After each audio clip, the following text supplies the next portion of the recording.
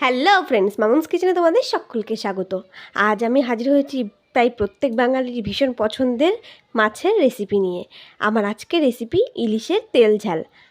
তাহলে চলো বেশি দেরি না করে আজকের রেসিপিতে যাওয়া যাক। আশা করছি তোমাদের অনেক অনেক ভালো লাগবে, আর ভালো লাগলে আশা করছি তোমরা পাশে থাকবে। তাহলে চলো, এই দেখো, প্রথমে আমি ইলিশের তেল ঝালের জন্য ইলিশ মাছ নিয়েছি, ভালো করে কেটে ধুয়ে নিয়েছি। তারপর আমি এর মধ্যে দিয়ে দিয়েছি পরিমাণ মতো লবণ আর হলুদ। লবণ হলুদটাকে এখন ভালো করে এই ইলিশ মাছের গায়ে ভালো করে মাখিয়ে নেব। তারপর আমি এগুলোকে ভেজে নেব।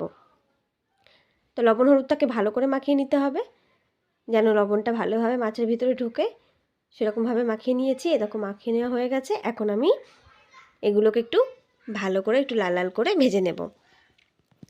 তার জন্য আমি প্রথমে এটা কড়াইতে দিয়েছি পরিমাণ মতো সর্ষের তেল। তেলটা একটু বেশি দিয়েছি, মাছ ভাজতে কিন্তু একটু তেলটা বেশিই লাগে। তো সেরকমভাবে তেলটা ভালো করে গরম করে নিয়েছি। এবার একে একে আমি এই মাছগুলোকে ছেড়ে দিলাম তেলের মধ্যে। তোমরা কিন্তু এই ইলিশ মাছের তেল ঝালটা বাড়িতে অবশ্যই একবার ট্রাই করে দেখবে। একদম কম মশলায় কম সময়ে ভীষণ ঝটপট তৈরি করা যায়, আর খেতেও কিন্তু ভীষণ সুস্বাদু হয়। তো দেখো, এই যে আমাদের এক পাশ ভাজা হয়ে গেছে। এবার আমি মাছগুলোকে একটু সাবধানে উল্টে পাল্টে নিচ্ছি, যেহেতু আমাদের ইলিশ মাছ একটু নরম মাছ হয়, তো একটু সাবধানে একটু উল্টে পাল্টে ভেজে নিতে হবে। দেখো, আমাদের এক পাশ ভাজা হয়ে গেছে, আর এক পাশ একটু লাল লাল করে ভেজে নেব। তো তোমরা অনেকেই আছো আমার রেসিপিগুলো তো দেখছো, কিন্তু তাতে কোনো রকম লাইক বা কমেন্ট করছো না। তাদের উদ্দেশ্যে বলছি, তোমাদের এক একটি কমেন্ট কিন্তু আমাদের কাছে অনেক মূল্যবান। তো ভিডিওগুলি ভালো লাগলে কিন্তু একটা করে লাইক, একটা করে কমেন্ট আশা করছি তোমরা করবে।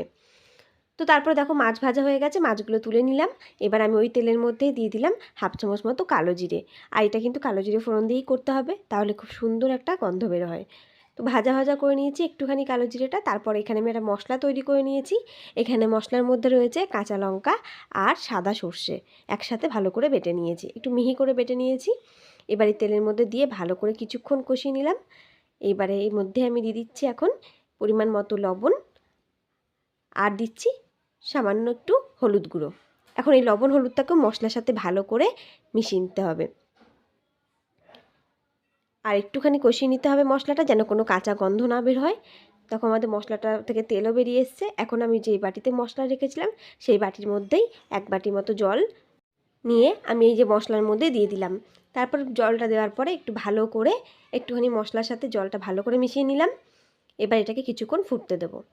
দেখো, কিছুক্ষণ পরে এরকম ফুটে এসেছে। যখন এরকমভাবে ঝোলটা ফুটে আসবে, তখন এর মধ্যে ভাজা মাছগুলোকে দিয়ে দিচ্ছি একে একে। এই রকম ইলিশের তেল ঝাল কিন্তু গরম ভাতের সাথে অসাধারণ লাগে, আর ঝটপট তৈরিও হয়ে যায়। এই দেখো, ঝোলটাও ফুটে এসেছে, আমাদের ঝোলটা অনেকটা কমেও এসেছে। বেশিক্ষণ মাছগুলো বেশিক্ষণ দেওয়ার পরে আমি এই ঝোলটাকে আর বেশিক্ষণ ফোটাবো না, তাহলে মাছগুলো একটু জল জল ভাব হয়ে যাবে।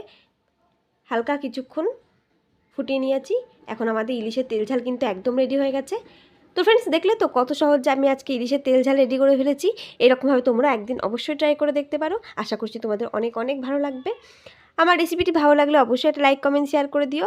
আর যারা এখনও আমার চ্যানেলটিকে সাবস্ক্রাইব করনি, তাদের কাছে অনুরোধ রইল, প্লিজ চ্যানেলটিকে সাবস্ক্রাইব করে দিও।